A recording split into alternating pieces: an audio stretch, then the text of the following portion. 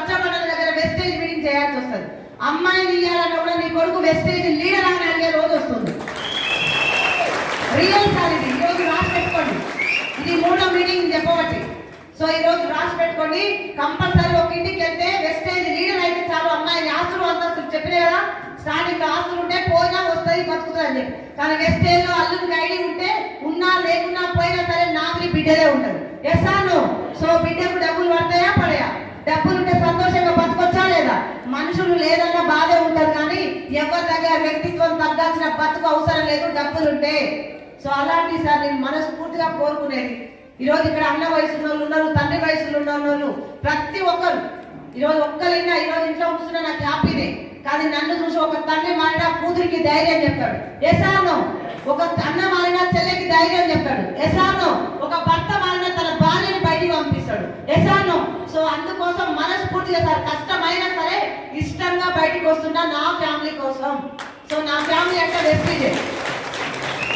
ఎవరిలో మోటివేషన్ చేయడానికి అసలు చిన్నలు పెద్దలు నా సక్సెస్ నా ఒక్కదాన్ని లేదు, మీరందరూ నిలబడ్డారు కాబట్టి నాకు సక్సెస్ వచ్చింది. సో నాకు చాలా మంచి ఫ్యామిలీ వచ్చింది.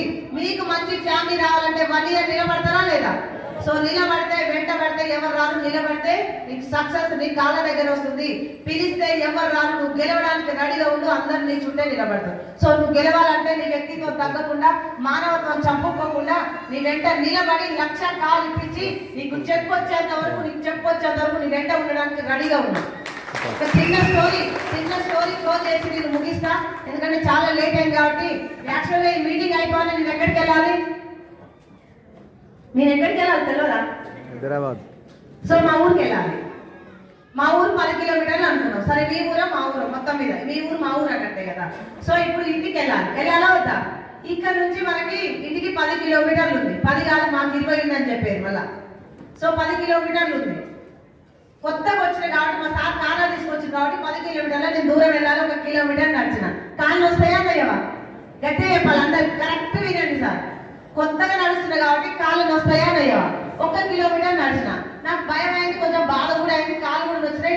అయ్యో తిని రానైంది కదా, రేపు తినొస్తాను చెప్పి మళ్ళీ వచ్చిన. పోయేటప్పుడు ఎంత నడిచినా, మళ్ళీ వచ్చినప్పుడు ఎంత నడిచినా, ఎంత మొత్తం? మేడం నువ్వు 2 అంతనే పట్టుకో, లెక్కలు రావు సార్ నాకు కొంచెం పట్టుకో అని చెప్పి అలవాటు. 2 కిలోమీటర్లు పట్టుకో.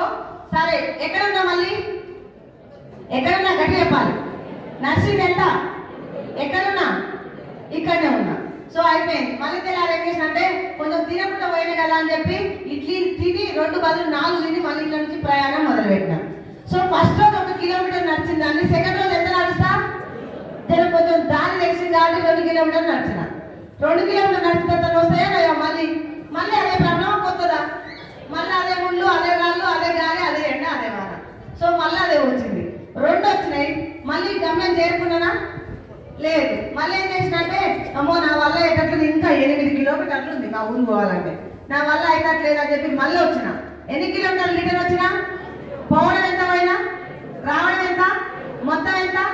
మేడం నువ్వు 4 పట్టుకో, ఇవ్వ 2 పట్టుకుని, ఇవ్వ 4 పట్టు. ఫస్ట్ రోజు 2